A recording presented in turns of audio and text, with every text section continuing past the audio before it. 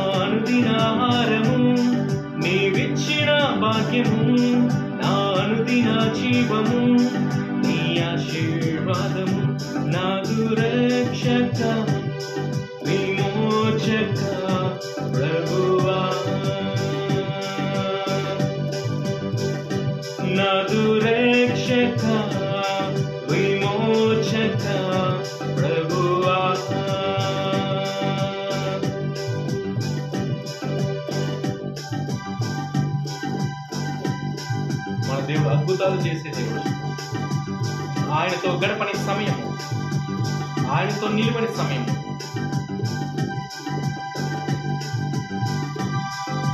నీతో గడపని ఆ సమయము, నిన్ను మరచిపోయిన ఆ దినము, నిన్నారాధించని ఆ స్థలము ఇక నీకే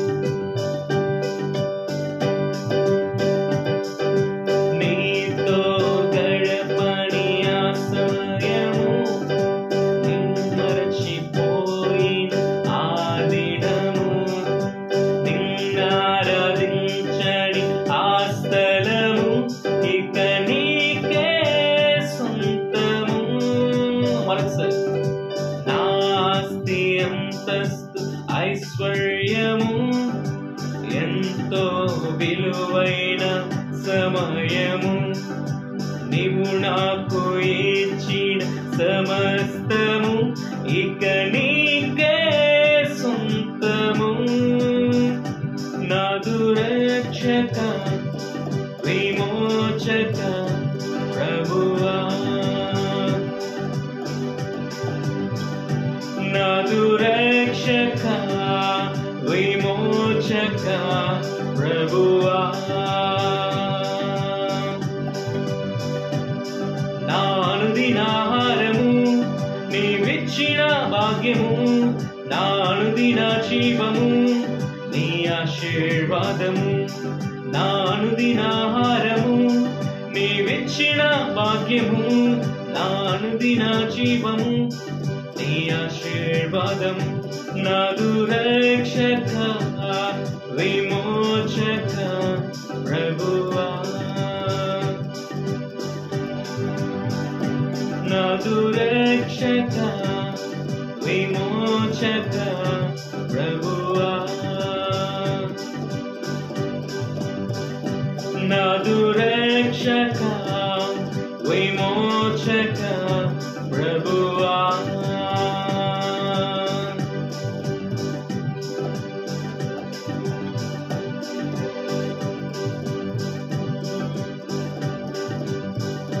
నాదు రక్షక విమోచక ప్రభువా,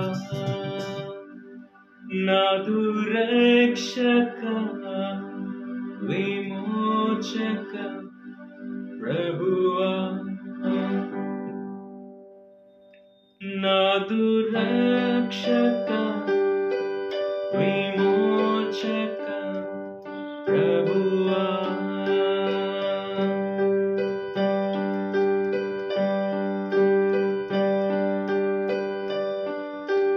కష్టములలో నష్టములలో వ్యాధులలో నా వేదనలో, కష్టములలో నష్టములలో వ్యాధులలో నా వేదనలో,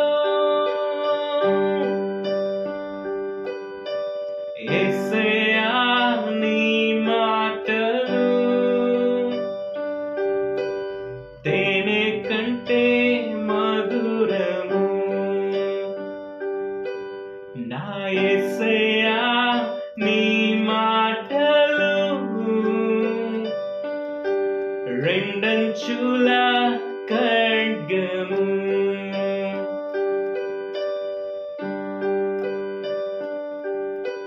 యేసయ్యా నీ మాటలు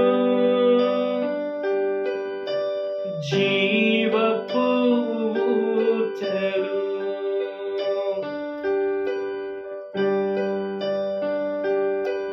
నా యేసయ్యా నీ మాటలు తేనె కంటే మధురము. అవునయ్య నీ మాటలు. నా యేసయ్యా నీ మాటలు ఆదరించుము.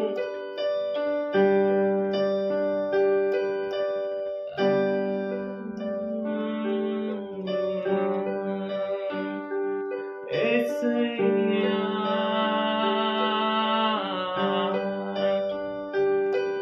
నీవే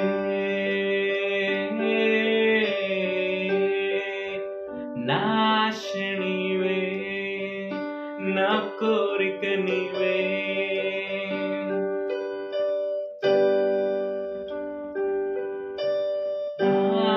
ఆదరించును ఆవరించును తీర్చిదిద్ది సరిచేయును. ఆదరించును ఆవరించును తీర్చిదిద్ది సరిచేయును.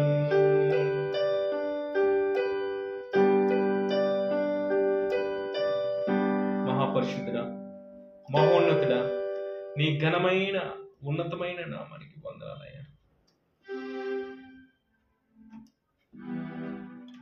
నువ్వు గొప్ప దేవుడవు, గనుడవు, శ్రేష్ఠుడవు. నీ మాటలు స్వచ్ఛమైనవి, నీ మాటలు జీవాన్నిచ్చేవి, నీ మాటలు బ్రతుకునిచ్చేవయ్యా. నీ మాటలు మా జీవితాన్ని వెలిగించేవి. ఇటువంటి మాటలు వినే యోగ్యత, ప్రకటించే యోగ్యత, అనుభవించే యోగ్యత మీరు మాకు ఇచ్చారు. నీకు స్తోత్రాలయ్యా. నిలుచున్నామంటే నీ కృప, నడుస్తున్నామంటే నీ కృప, మాట్లాడుచున్నామంటే నీ కృప నాయన. నీ కృప తప్ప మరి వేరేవి లేదయ్యా. నీ కృప వలనే బ్రతుకుచున్నాం, నీ దయ వలనే బ్రతుకుచున్నాం. నీ వాత్సల్యత వలనే, నీ ప్రేమ వలనే. నీవు లేనిదే మా జీవితాలు లేవయ్యా, నీవు లేనిదే మా బ్రతుకు లేదయ్యా. నీవిచ్చిన బ్రతుకే, నీవిచ్చిన శ్వాసే, నీవిచ్చిన జీవితమే, నీవిచ్చినదే సమస్తము నీదేనయ్యా. అందుని బట్టి నీకు స్తోత్రమయ్యా. ఆరాధించే కృపనిచ్చావు, సన్నిధిలో గడిపే భాగ్యాన్ని ఇచ్చావు, మాకున్న సమయాన్ని ఈ రీతిగా వెచ్చించే కృపనిచ్చినందుకు స్తోత్రం. ఉదయకాలం నీ సన్నిధానంలో చేరే యోగ్యతనిచ్చావయ్యా. ఏకమించిన వారిని బట్టి నీకు స్తోత్రాలయ్యా. ఎంతటి ధన్యులమయ్యా, ధన్యుడా. ఒక దినమందు ధన్యుడా ధన్యుడా అని ఒక దినమందు పిలుచుకోవడం ప్రభు. అటువంటి పిలుపు మా జీవితాల్లో వినాలనే ఆశ కలుగజేసేవాడా నీకు స్తోత్రాలయ్యా. నీవు మమ్మల్ని ఎన్నుకున్నావు నాయన, మనుషులు మమ్మల్ని ఎన్నుకోలేదు, మనుషులు మమ్మల్ని విడిచేశారు. కానీ నాయన, ఎన్నిక లేని వారిని, విడిచిపెట్టిన వారిని, విడువబడిన వారిని నాయన నీవు చేర తీసుకొని నీ హక్కును చేర్చుకున్నావయ్యా. మా కొరకు నువ్వు చేసిన త్యాగాన్ని బట్టి, మా కొరకు నువ్వు చిందించిన రక్తాన్ని బట్టి, మా కొరకు నువ్వు కొనుపరిచిన యొక్క ప్రేమను బట్టి నీకు స్తోత్రాలు చేస్తూ నాయన, నీవే మా జీవితాన్ని వెలిగించావు, నీకు స్తోత్రమయ్యా. చీకటి నిండిన మా బ్రతుకుల్లో ఆయన ఒక వెలుగు వలె ఉదయించావు, నీకు స్తోత్రాలు ఆయన. ఒక నీతి సూర్యుడు వలె ఉదయించావు, అందరూ బట్టి నీకు స్తోత్రాలు తెలుస్తున్నాయా. నమ్మదగిన దేవుడు నిన్ను మాయింపరుస్తూ ఈ కొద్ది స్తుతి ఆరాధన నీకు సమర్పించుకొనిచున్నాము తండ్రి. ఆమేన్. దేవునికి స్తోత్రం. హల్లెలూయా. సో మన దేవుడు గొప్ప దేవుడండి. నిజంగా మన దేవుని ప్రేమను తలుచుకున్నప్పుడు మన జీవితం చాలా అద్భుతంగా ఉంటుంది. ఆయన ప్రేమ వర్ణించలేదు, ఆయన ప్రేమ వివరించలేనిది. దేవుడు గొప్ప దేవుడు.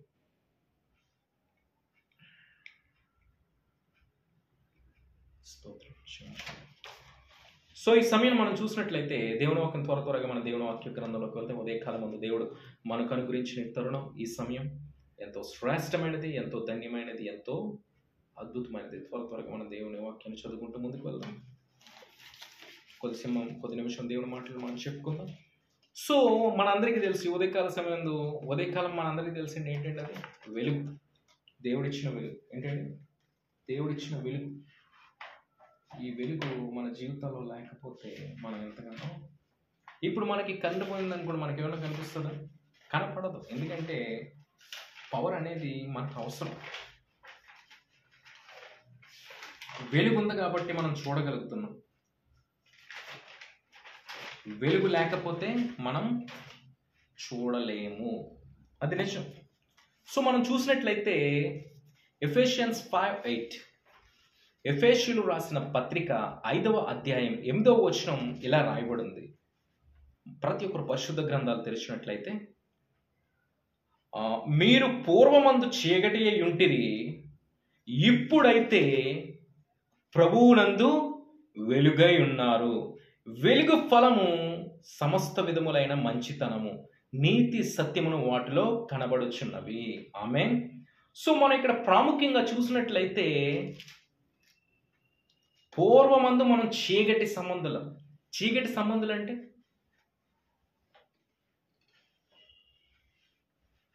మనకిప్పుడు మన బ్రదర్స్ ఉంటారు, వారికి మనకు సంబంధం ఏంటి? వారు మన రక్త సంబంధులు. సిస్టర్స్, వారు మన రక్త సంబంధులు. మన పేరెంట్స్, వాళ్ళు మన పేరెంట్స్, మనకు జన్మనిచ్చినవారు. ఆ సంబంధం మనం కలిగి ఉంటాం. స్నేహితులతో ఒక ఫ్రెండ్షిప్ అనే సంబంధం ఉంటుంది కాబట్టి ఉంటారు.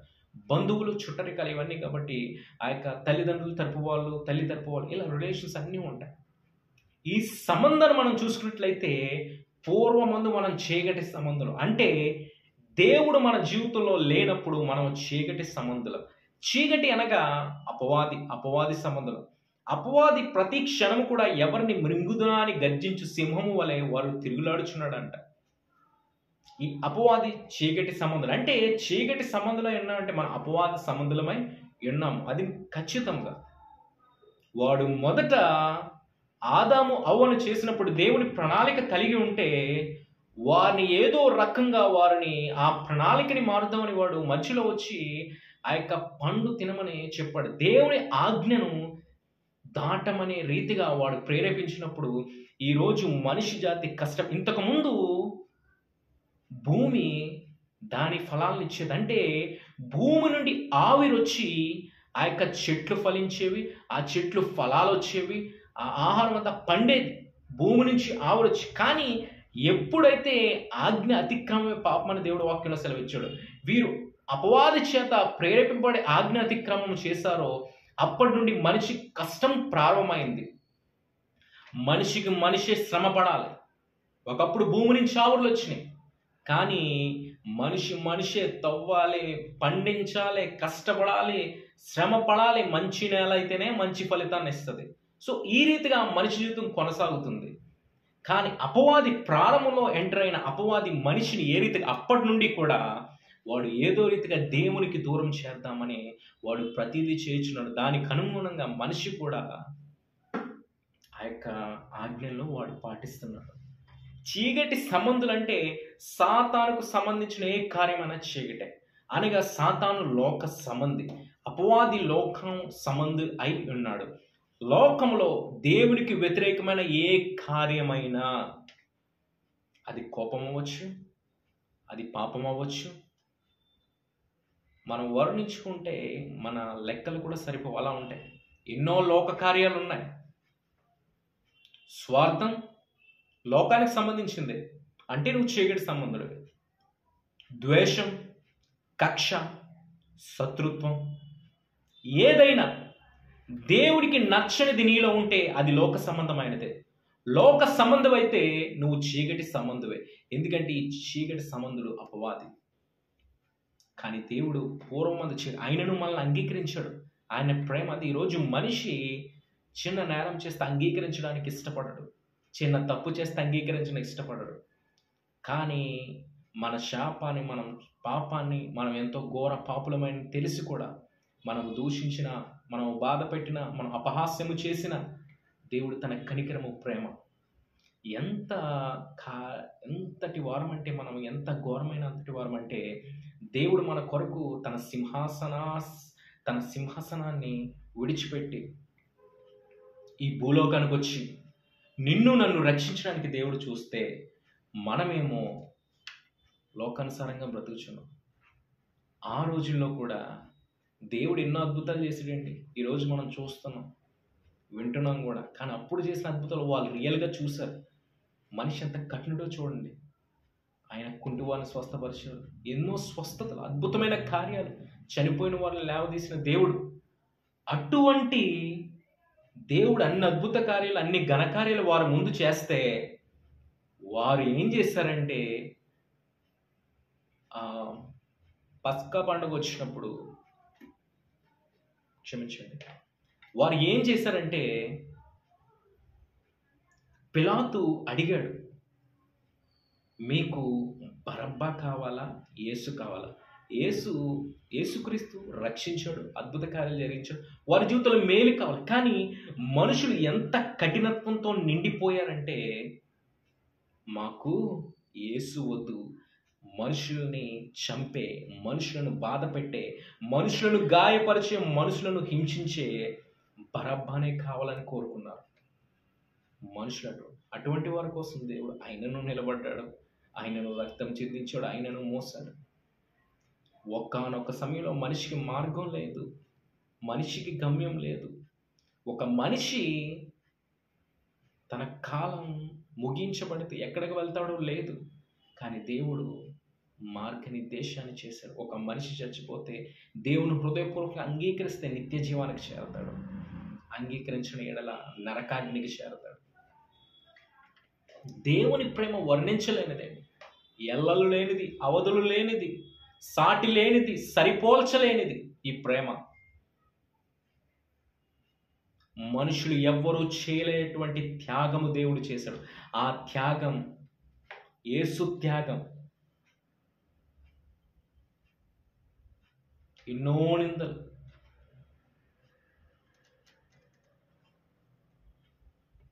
మన కోసం చేశాడు దేవుడు. అటువంటి ప్రేమమయుడు కోరుకునేది ఏంటంటే, మీరు చీకటి సంబంధులు కారు అని తెలియజేస్తుంది ఆయనను. కానీ ఒకటి చెప్తాను, గుర్తించుకోండి, మనం చీకటిలో బ్రతకం, అపవాది సంబంధుల కింద ఉన్నాం. కోపము, ద్వేష, అసూయ, స్వార్థం, క్రోధం అన్నీ మొత్తం ఇంకా లెక్కలేవు మనం చూసుకుంటే. అటువంటి అన్నీ ఉన్నాయి. దేవుడు అంటున్నాడు, అన్నీ తీసేస్తాను, నువ్వు అన్నీ విడిచిపెట్టే నా చెంతకు వస్తావంటే వస్తామని వెళ్తాం, కానీ వెళ్ళిన మరలా మనం వెనక్కి తిరుగుతున్నామా? కానీ ఒకటి గుర్తుంచుకోండి, దేవుడు మనల్ని రక్షించాడంటే ఆయన మనల్ని శుభ్రం చేసి, ఆయన మనల్ని పవిత్రపరిచి, పరిశుద్ధపరిచి ఆయనలో నిలబెడతాడు. కానీ మనం గుర్తుంచుకోవాలి, అది దేవుడిచ్చిన నూతన జీవితం అని. ఒకప్పుడు పాపములో జీవించిన నీకు దేవుడు నూతన జీవితం అంటే నువ్వు లోకానుసారంగా మరణించిన వాడవు, ఆత్మీయంగా తిరిగి లేవాలంటే లోక ప్రకారం మృతి పెట్టబడాలి. లోకానుసారమైన జీవితంలో, ఆత్మీయ జీవితంలో నువ్వు లేపబడాలి. చూడండి, బాప్తిస్మం ఇచ్చినప్పుడు ముంచుతారు వెనక్కి. సో మరలా లేచిన నీవు నూతన స్వభావంతో దేవుని సన్నిధిలో నిలవాలి. అంటే ఇది నీకు ఒక నూతన జీవితం, నూతన జన్మ. అప్పుడు దేవుడు నీకు నూతన బిగినింగ్, న్యూ బిగినింగ్, నీ జీవితం నూతన జీవితం, నూతన ప్రారంభం. సో ఈ నూతన జీవితంలో ప్రతీది కూడా నూతనంగా ఉండాలి. నువ్వు చేసే ప్రతిదీ కూడా వెలుగు సంబంధమై ఉండాలి, దేవుని కార్యమై ఉండాలి. అఫ్కోర్స్ మన లోకంలో మన కుటుంబం కోసం బ్రతకాలి, మన జీవనాధారం కోసం బ్రతకాలి, అవన్నీ వేరు. కానీ ప్రతి విషయంలోనూ, ప్రతి సమయంలోనూ నీవు బ్రతుకు దేవుని కోసమై ఉండాలి. అంటే నువ్వు వేసే అడుగు దేవుని మైండ్లో పెట్టుకొని వేయాలి. నువ్వు చేసే ఆలోచన దేవుని మైండ్లో పెట్టుకొని చేయాలి. నువ్వు చేసే ప్రతి కార్యం కూడా దేవుని మైండ్లో పెట్టుకోవాలి. దేవుడు నీకు ఒక గొప్ప అవకాశాన్ని ఇచ్చాడు, అవకాశాన్ని నువ్వు సద్వినియోగం చేసుకోవాలి. కానీ దేవుడిచ్చిన అవకాశాన్ని నువ్వు చేజార్చుకుంటే మరలా దాన్ని పొందుకోలేదు.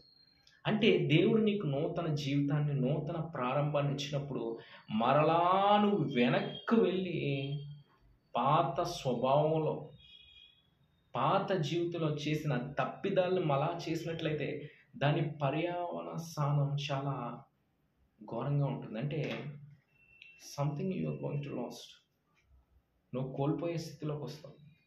అంటే దేవుడు ఎన్నిసార్లు అండి, దేవుడు అంటే అందరి మనసులు మార్చేసి అనుకుంటారు కొంతమంది. లేదు, నిన్నుగా దేవుడు కోరుకుంటున్నాడు. నువ్వు పిలిస్తే ఆయన వచ్చాడా లోకానికి? లేదు కదా. నిన్ను రక్షించడానికి ఆయన వచ్చాడు. మరి ఆయన నీ కొరకు వస్తే నీవేం చేస్తున్నావు? ఆయన కొరకు నిలబడుతున్నావా? ఆయన కొరకు నీతిగా నిలబడుతున్నావు, పరిశుద్ధతను కాపాడుకుంటున్నావు, ఆయన కోసం బ్రతుకుతున్నావు, ఆయన కోసం మేలు చేస్తున్నావు, విశ్వాసంలో స్థిరంగా ఉన్నావా? నీలోనే విశ్వాసం లేకపోతే మరి లోకంలో ఉన్న వారికి ఎటువంటి విశ్వాసం ఉంటుంది? నీ బ్రతుకు దేవుని కోసమేనా? నీలో నన్ను పోలి నడవండి దేవుడు అన్నారు. మరి ఆ రీతిగా ఉన్నావా? వెలుగును పోలి ఉంటే, ఒక వెలుగు అందరికి ఉపయోగపడుతుంది, ఒక వెలుగు అందరికీ దారి చూపుతుంది, ఒక వెలుగు తప్పిపోకుండా చేస్తుంది, ఒక వెలుగులో ఉండడానికి అందరూ ఇష్టపడతారు, ఒక వెలుగు నీకు మార్గాన్ని చూపుతుంది, ఒక వెలుగు మేలుకరం. వెలుగు నాకు వద్దనేవారు ఎవ్వరూ ఉండరు. నైట్ మనం పడుకున్న తర్వాత మరలా ఎప్పుడు తెల్లవారుతుందా అని చూస్తూ ఉంటాం. తెల్లవారితే పరుగులు ఉరుకులు పెట్టే ఈ యొక్క మనిషి జీవితం. వెలుగు లేకపోతే మనం బ్రతకలేం. వెలుగు అనేది చాలా ప్రాముఖ్యం. కొద్దిసేపు కరెంట్ పవర్ కట్ అయితేనే మనకు చాలా ఇబ్బందిగా ఉంటుంది. సమ్మర్లో పవర్ కటింగ్స్ ఎక్కువ ఉంటాయి, చాలా ఇబ్బందిగా ఉంటుంది. ఎప్పుడు కరెంట్ వస్తుంది. చిన్న పిల్లవాడి నుండి వృద్ధుల వరకు కూడా మరలా ఎప్పుడు వస్తుందో అనుకుంటాం. అందరూ కోరుకునేవారే, అంతేగాని పవర్ ఎప్పుడు పోద్ది అని ఎవరు కోరుకోరు. ఎందుకంటే చీకటి ఎవరికి నచ్చదు. మరి అంత చీకటి నీకు నచ్చినప్పుడు మరి లోకస్తులతో నీకు సహవాసం ఎలా? లోకముతో నీవు ఎందుకు నడుస్తున్నావు? లోకంలో ఎందుకు తిరుగులాడుచున్నావు? లోకము చీకటి అని దేవుడు చెప్తున్నాడు కదా. మనం పూర్వం చీకటిలో ఉన్నాం. దేవుడు చీకటి నుండి మనం బలవంతంగా లాగి నిలవబెట్టాడు. మరలా నువ్వు వెళ్తానంటే అది కరెక్టేనా? కరెక్ట్ కాదు ఎంత మాత్రం. మన స్వభావం మార్చబడాలి, మన బ్రతుకు మార్చబడాలి, మన జీవితం మార్చబడాలి, నూతనంగా తయారవ్వాలి. నూతన క్రియలు, నూతన ఆలోచనలు, నూతన ప్రణాళికలు, నూతన ఉద్దేశాలు, ప్రతిదీ కూడా నూతనంగా ఉండాలి. లోకానికి సంబంధించినది ఏది మన జీవితంలో ఉండడానికి వీలు లేనే లేదు. ఒకప్పుడులో చీకట్లో బ్రతికాం, నిజం, అది వేరు. లోకం అంటే లోకంలో ఒకప్పుడు మన జీవితంలో వాక్యం లేదు, ఒకప్పుడు మన జీవితంలో ప్రార్థన లేదు. వాక్యం అనగా దేవుడు మనతో మాట్లాడడం, ప్రార్థన అనగా మనం దేవునితో మాట్లాడడం, ఇవేం మన జీవితంలో లేదు. దేవుని వాక్యం వెలుగైనది, వెలుగు మన జీవితంలో లేదు అప్పుడు. సో అప్పుడు మనం చీకటే. కానీ ఎప్పుడైతే చూడండి, ఒక డార్క్గా ఉన్న రూమ్లో ఒకేసారి లైట్ వేసామనుకోండి, చీకటి అంతా పోతుంది. అంటే వెలుగుకి చీకటికి పొత్తు లేదు. సో వెలుగైన క్రీస్తులోకి నీవు వచ్చినప్పుడు, నీవు మరలా లోకాన్ని హృదయంలో పెట్టుకుని వస్తే క్రీస్తులో నువ్వు నిలబడగలవా? క్రీస్తులో ఉండగలవా? పడిపోతావు ఖచ్చితంగా, ఉండలేవు. వెలుగుకి చీకటి ఎంత మాత్రమో పొత్తు లేదు. వెలుగు చీకటి కలిసి ఉండలేవు. మీరు గుర్తుంచుకోవాలి, వెలుగు చీకటి ఎప్పటికీ కలిసి ఉండలేవు. నీవు లోకంలో ఉంటూ క్రీస్తులో నువ్వు ఉండలేవు, క్రీస్తులో ఉంటూ లోకంలో ఉండలేవు. ఒక దైవజనుడి దగ్గర విన్న మాట ఏంటంటే, ఒక ప్రార్థన చేసే వ్యక్తి పాపము చేయలేడు, పాపము చేసే వ్యక్తి ప్రార్థన చేయలేడు. నిజమండి. నీలో దేవుడు ఉంటే నీ జీవితంలో ఉండే ప్రతి కార్యాలు కూడా దేవుని సంబంధమై ఉంటాయి. నీలో దేవుడు లేకపోతే, నిజమండి, మనం గుర్తించుకోవాలి, దేవుని ప్రేమ నీలో కనపడుతుందా? లోకపు పగ నీలో కనపడుతుందా? దేవుడు చూపే దయ నీ పట్ల కనపడుతుందా? లేదంటే లోకానుసారమైన స్వార్థం నీ పట్ల కనపడుతుందా?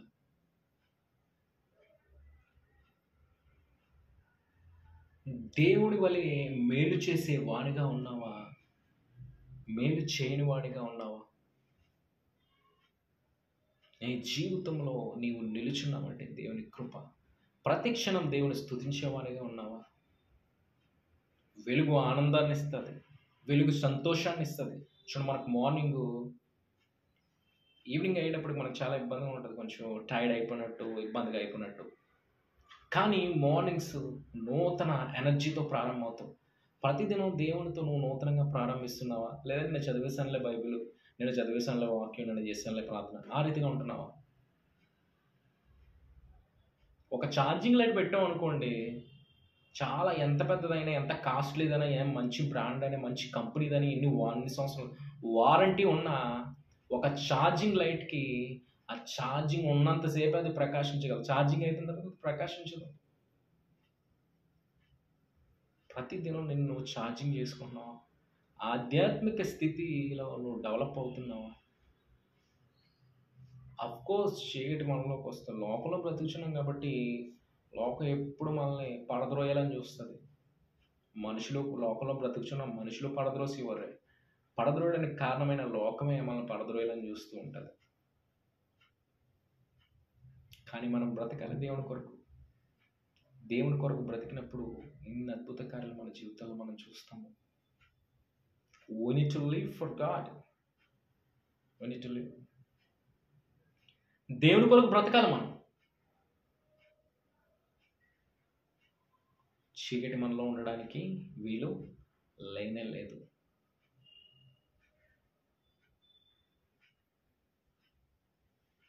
మనం చూసినట్లయితే దేవుడు వెలుగై ఉన్న ప్రకారము మనము వెలుగై ఉన్నాము గనుక మనలో చీకటి ఉండడానికి వీలు లేదు. మనం ఇప్పుడు వెలుగు సంబంధులు, చీకటి సంబంధులు అందరూ కూడా లోక సంబంధులు, లోక సంబంధులు అందరూ కూడా అపవాది సంబంధులు. అపవాదికి మనకి స్నేహం ఏంటండి? వాడిని ఒక మనిషి చెడ్డగా ఉన్నప్పుడు మనకు నచ్చడం, వాడితో మాట్లాడడానికి ఇష్టపడం. కానీ అటువంటిది మన దేవుడు ప్రేమించాడు కదా.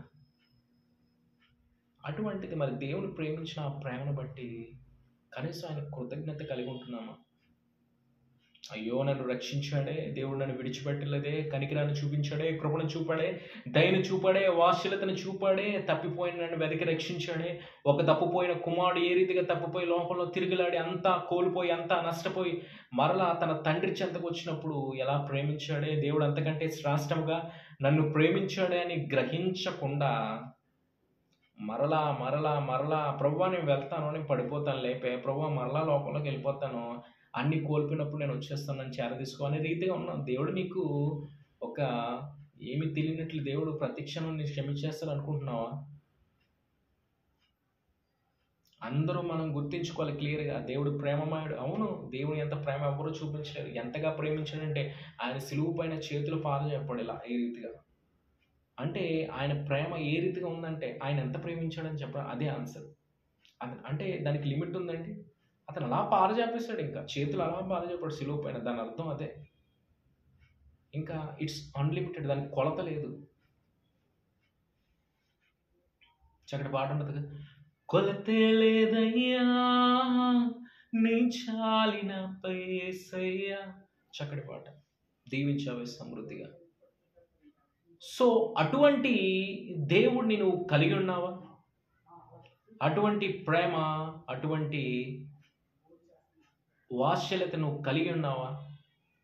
కలిగి ఉన్నట్లయితే ఖచ్చితంగా నువ్వు వెలుగులో జీవిస్తావు, వెలుగులో బ్రతుకుతావు. ఎంత మాత్రము చీకటిలో నీవు బ్రతకవు. చీకటి అనగా లోకమే. మోషే తన జీవితంలో ఆ యొక్క చీకటి, మోషే దేవునిలోకి రాకముందు, తన ఉద్దేశాన్ని ప్రణాళికని గ్రహించకముందు తనకి కోపం అనే చీకటి ఉంది. తద్వారా తను ఏం చేశాడు, ఒకరిని హతమార్చాడు. తద్వారా ఏమొచ్చింది, తన జీవితంలో భయం వచ్చింది. ఆ భయం ద్వారా అక్కడి నుంచి తప్పించుకోవాలని చూశాడు, ఆ భయాన్ని కప్పెట్టాలని చూశాడు, ఆ భయాన్ని దాయాలని చూశాడు. ఒక చీకటి వచ్చింది, దాని వెంట చీకటి కొండలేదు. దావీదు జీవితంలో చీకటి వచ్చింది, ఆ చీకటి ఇంకా నింపబడిపోతుంది, తన్ని ఆ డార్క్ ఇంకా చేసేస్తుంది. చీకటిలో మనం కనపడం, చీకటి పెరిగే కొలది మనం కనపడం. దావీదు జీవితంలో వచ్చింది ఆ చీకటి. ఆ చీకటి తనలో ప్రవేశిస్తున్నప్పుడు తను గ్రహించలేదు. స్టెప్ బై స్టెప్ మొత్తం చుట్టూరు చీకటి, తన బ్రతికి చీకటి నిండిపోయింది. మరలా దేవుని సన్నిధికి వచ్చాడు. చీకటి మరి ఎన్నడూ తన జీవితంలోకి రాలేదు. సంసోన్. సో ఎలా చూసుకున్నట్లయితే వారి ఆలోచనలు, వారి థింకింగ్స్ వేరే అవ్వచ్చు, కానీ ప్రతిదీ కూడా కోపము,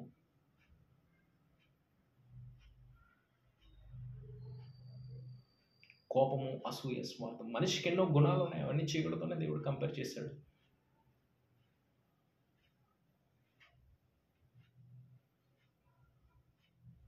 పాలు శ్రేష్టమైనవి, మనం తాగే పాలు. ఆ పాలలో ఎంతో క్వాంటిటీ అవసరం లేదు, జస్ట్ ఒక డ్రాప్ ఆఫ్ లెమన్ వేస్తే చాలు, అవి విరిగిపోతాయి, పని చేయవు. చింతపండు వేసిన పని చేయవు. వాటి విలువ వాటిది. వేరే వాటికి సంబంధించిన లెమన్ కానీ ఇవి కలిస్తే ఖచ్చితంగా విరిగిపోతాయి. అలా మన జీవితంలో మనం దేవుని కొరకు నిలబడినప్పుడు మనిషిగా మనం జీవించడానికి ఎంత మాత్రము సరిపోదు. మన ఆలోచనలు, మన పరిస్థితి, మన తీరు, మన నడవడికి ఏది ఉండడానికి వీల్లేదు. ప్రతిదీ కూడా దేవుని సంబంధం ఉండాలి. ఎందుకంటే మనం వెలుగు సంబంధమైన మనం వెలుగులోనే బ్రతకాలి. మనలో ఎంత మాత్రము నువ్వు అంగీకరించావు కదా దేవుని కోసం బ్రతుకుతానని, విరోధంగా ఉండదని, దేవుని కోసం నివసిస్తానన్నా కదా, మరి ఇంకా నువ్వు ఏంటి నీ జీవితంలో? క్రీస్తు రక్తములో కడగబడి, క్రీస్తు రక్తము చేత అభిషేకించబడిన నీవు క్రీస్తు కొరకు బ్రతకాలి. క్రీస్తులో ఒక వెలుగు వలె ప్రకాశించాలి. అప్పుడు దేవుడు ఉన్నతమైన కార్యాలు, అద్భుతమైన కార్యాలు నీ జీవితంలో జరిగిస్తాడు, ఉన్నతంగా ఆశిస్తాడు. దేవుడి కొద్ది మాటలు దీవించి ఆస్వాదించిన గాక. ఆమేన్. మనం ఇప్పుడు ప్రార్థన చేసుకుందామండి.